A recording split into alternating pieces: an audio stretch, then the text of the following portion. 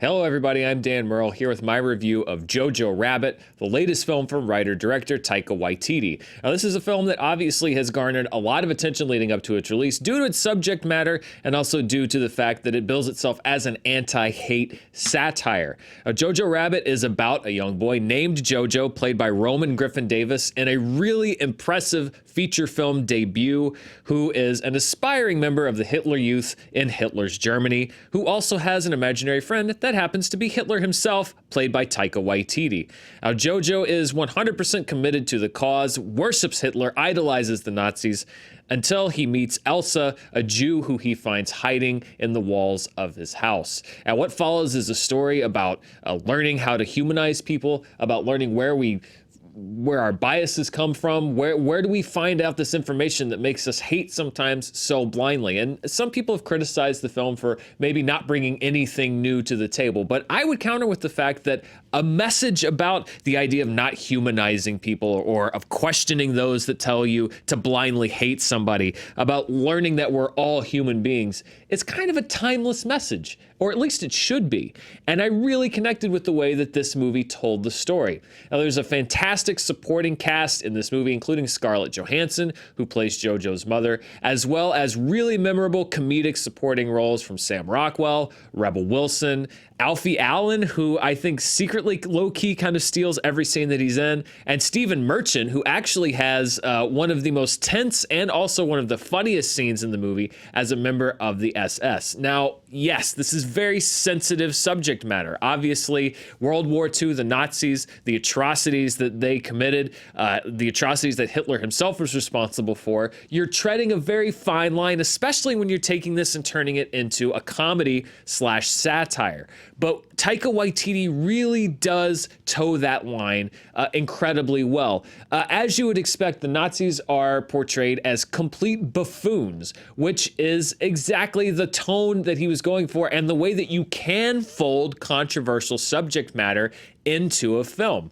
Much like the way that Blazing Saddles, even in the 70s, touched on hot button racial issues. By portraying the racists as buffoons, you're able to get away with the edgier part of the comedy. And that's a line that Jojo Rabbit itself toes very well. I think that Taika Waititi shows a very deft hand, both as a writer and a director with this movie. It's not only a funny movie, it is at times a very starkly serious and affecting movie, haunting at times. It's also a very sweet movie. You really do get to love these characters. As I mentioned, Roman Griffin Davis is great as Jojo. This is his first feature film. There's also another young actor named Archie Yates who plays Jojo's friend Yorkie, also making his feature film debut, who is hilarious. Again, Taika Waititi has this knack for finding lots of times, particularly child actors who are fantastic comedically, have the chops, and this movie really is centered on Roman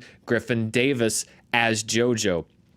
Now, what I liked about the film is it doesn't just rely on Jojo Hitler hijinks, although Taika Waititi, who plays Hitler, also is hilarious in the role. I really liked his performance, again, playing Hitler as this sort of buffoon, egotistical buffoon. But that character itself, as Jojo's worldview changes, as he learns more about the people around him, that character also changes, and Waititi really does a great job in that performance as you track Hitler's progression around the movie as Jojo learns more about Elsa. And it really is the story of Jojo and Elsa more than anything else. Elsa's played by Thomasin McKenzie, who's been great in so many other films.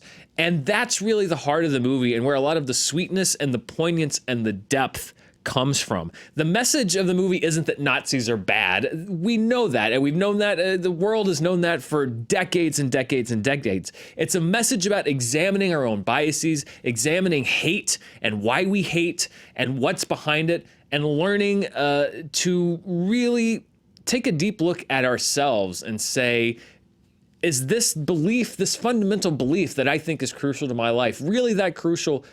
Who's telling me to believe this way? And if I open myself up to new experiences and new people, maybe my life could take on a different tone. Maybe my vision could be expanded. It's about not becoming tunnel visioned and basically just pointing yourself in whatever direction you're being told to point to. And again, have other movies touched on this message? Absolutely they have, but I think it's a timeless message. Look at the world around us and then look at this film and tell me that there aren't messages and themes in this film that couldn't be applied to so many different parts of how we live our daily lives, from political situations around the world to how we interact with each other on the internet, to how social media works.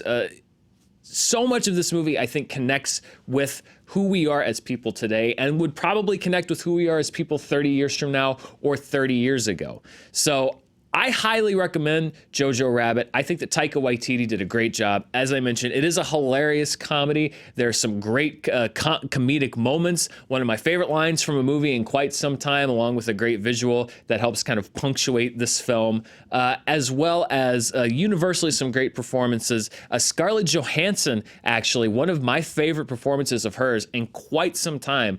She is a really strong actor, and every once in a while, she's in a movie like Jojo Rabbit. Not that her work in the Marvel films and the bigger movies isn't good. I like her in those as well, but you're really reminded just how strong of an actor that she is. I think of everyone in the cast who might be in awards consideration on the acting side, Scarlett Johansson might be the movie's biggest push, but I also think that Taika Waititi deserves a lot of praise and a lot of recognition for his work, both in front of and behind the camera. So Jojo Rabbit, hilarious movie, one of my favorites of the year so far, and a big recommendation for me. It opens in limited release this weekend, and then will be expanding nationwide. If you get a chance to see it, I highly recommend it.